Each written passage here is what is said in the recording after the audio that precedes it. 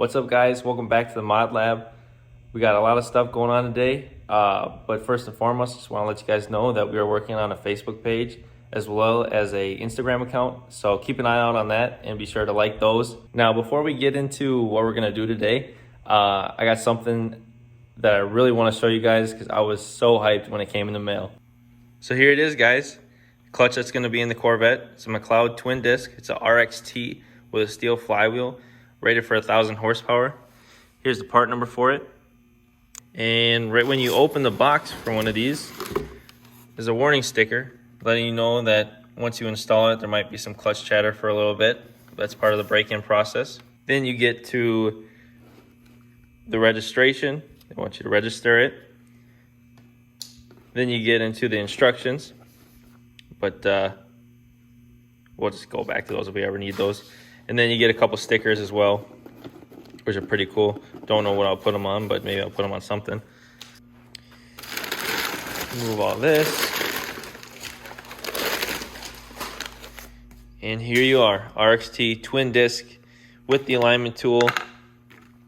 Thing looks pretty stout, pretty beefy. Looks like it'll be able to hold 1,000 horsepower and do the job that we want it to do. Like I said, guys, I'm so excited to put this clutch in. I cannot wait. But as for today, we got a lot of other stuff that we got to get done. So here's what we're going to be doing today. We're going to be changing oil on the Auction Trailblazer.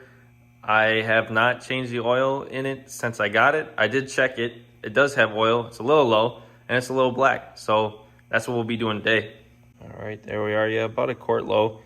Looks a little black, and who knows last time it was changed. So about to throw it up on the hoist. Got some stuff I got to move. A little nervous because I don't know when the last time the oil was changed and what to expect.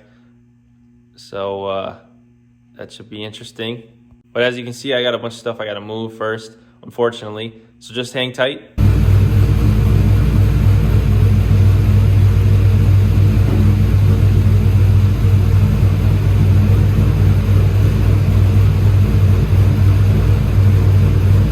All right, guys.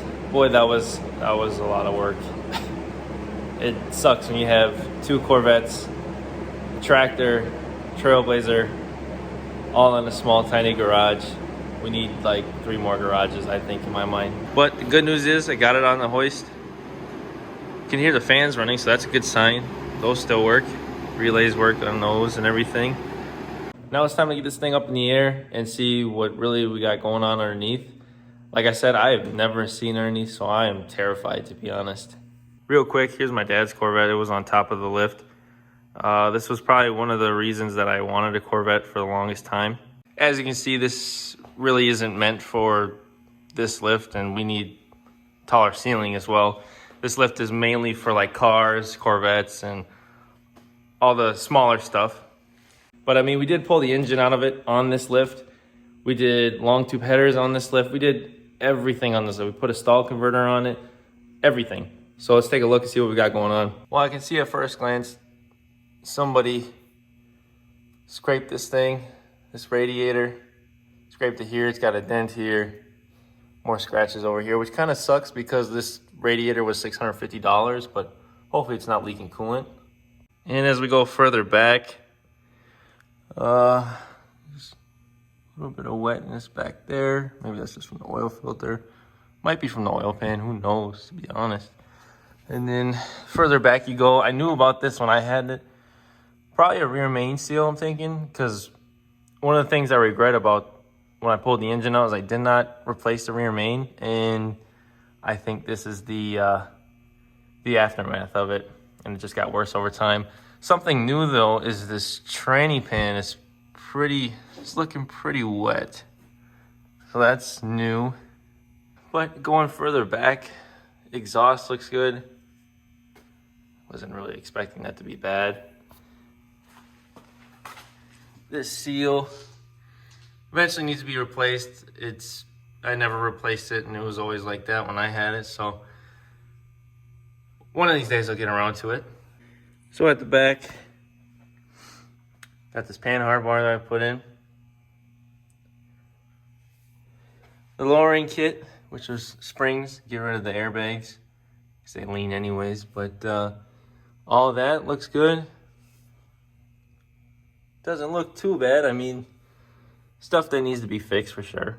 The $1 million question though of today is, how does the oil look? That's what I'm the most nervous about. One thing I just noticed, guys, it looks like this control arm got a little smacked. And the more I started to look, got some more over there, some more over there. We got some over here. And it kind of goes down the truck. Somebody had some fun. Somebody had some fun. Here's the other control arm, the other front lower. So those will probably have to be replaced. I'm sure the alignment is all out of whack anyways. So an alignment, some control arms, some other stuff. All right, here we go, guys. I'm gonna try and give you the best look at it you can. All right, guys, my apologies, but it was too tight on there for one hand. It's pretty hard to do all this with one hand, but I got it cracked loose now, so let's see what we got going.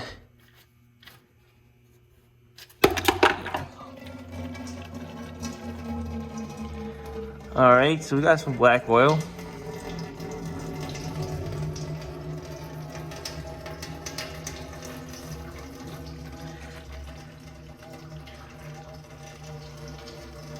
There's no coolant in it. I guess that's a good sign, right?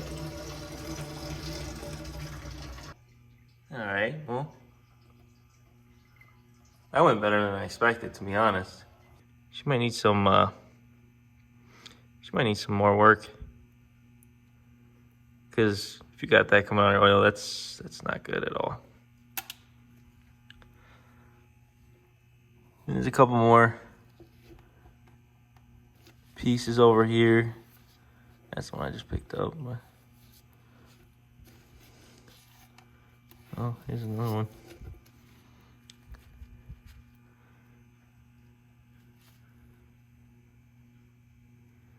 Well, that, my friend, is not good. All right.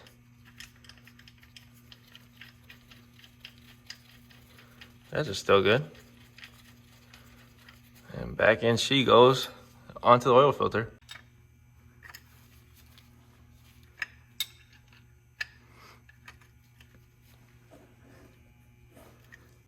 All right, time for the filter. I wonder how tight this is. Okay, it's on there.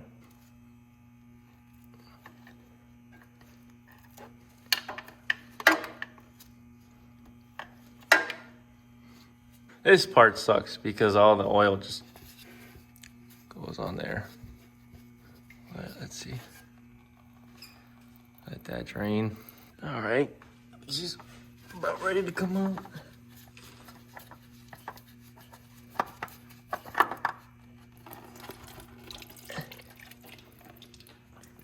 All right, here's the oil filter off of it. Don't even know what kind of oil filter this is. But, oh well, let's get a new one anyway, so. All right, guys, sorry about that. I had to use both my hands. It was getting a little hard. But I got the oil filter in. Just gotta tighten her up.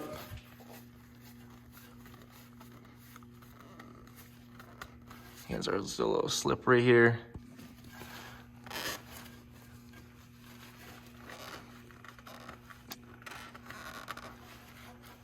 All right.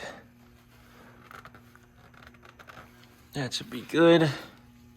Clean this up a little bit. This was a mess. I usually do better at these, but I also usually have another hand, so it's all a learning process. All right, we got the oil filter tightened. We got the oil drain plug tightened. Time to lower her down and add some fresh oil to her. All right, so back up here. Take the cap off.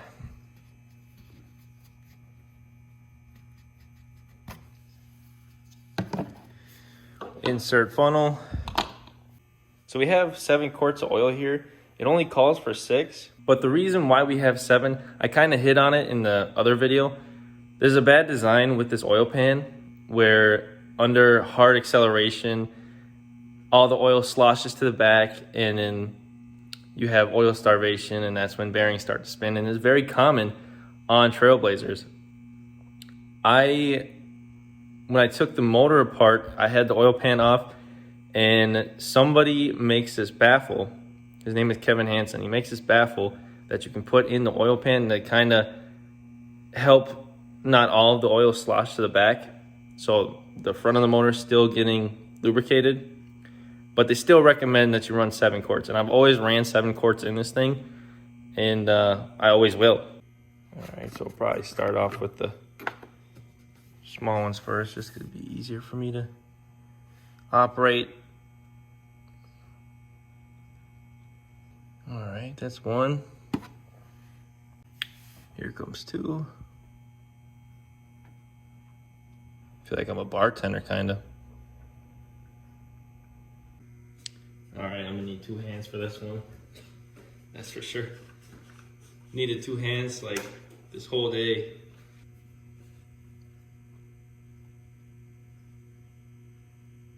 Might have spilt a little bit there, but nobody's perfect, right?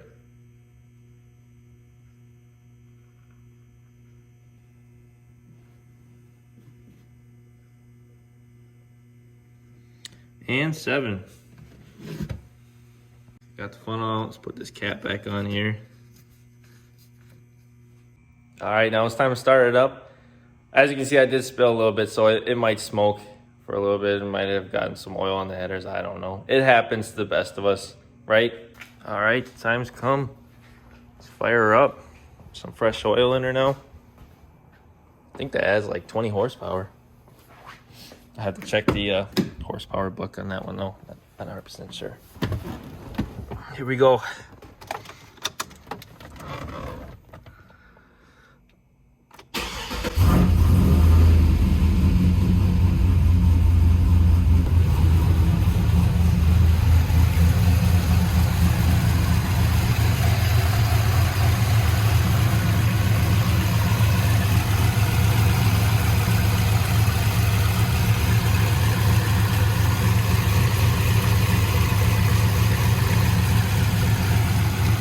Was also going to add some coolant to it.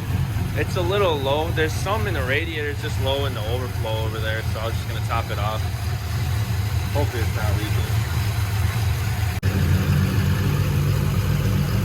Let's see this. I don't think this is going to go good.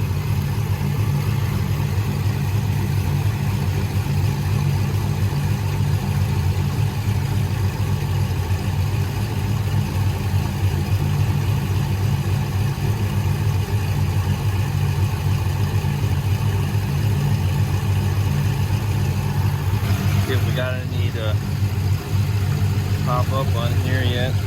All right, so we're almost there. Just a little more, we'll be there. Just a little bit more and we're gonna call it good.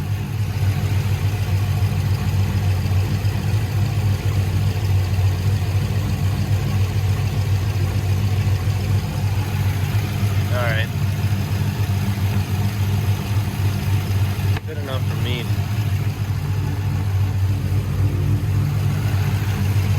Get the cap back on here. Well, we'll probably clean up our mess. I'm pretty good at making messes, if you guys haven't noticed in this one. Really good at it. I'm like a professional now. Alright, so let's check the oil now. Now that we got it ran through. Wipe it off.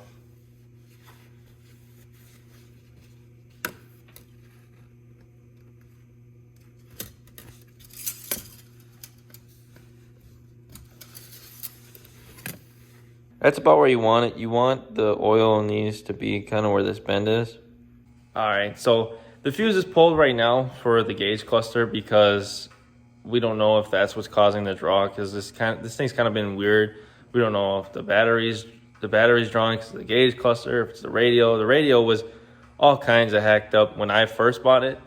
Somebody installed it very poorly, so it could be a ton of things. Electrical is a nightmare to me, but some other people might love it. But I think I'm going to end it off there, guys. I got the whole garage put back together, but we did get to change oil in the Trailblazer for the first time. Oil looked decent, and we got to top the coolant off. First time to see the underneath. That was interesting. I just got to keep in mind that I used to not own it, and it's not in the same condition that it is when I owned it. But so there is some things that we have to go through and fix. Some will be more major than others, but I promise you, you'll see all of it here. Just stay tuned. Make sure to subscribe, like, and also share this. Peace.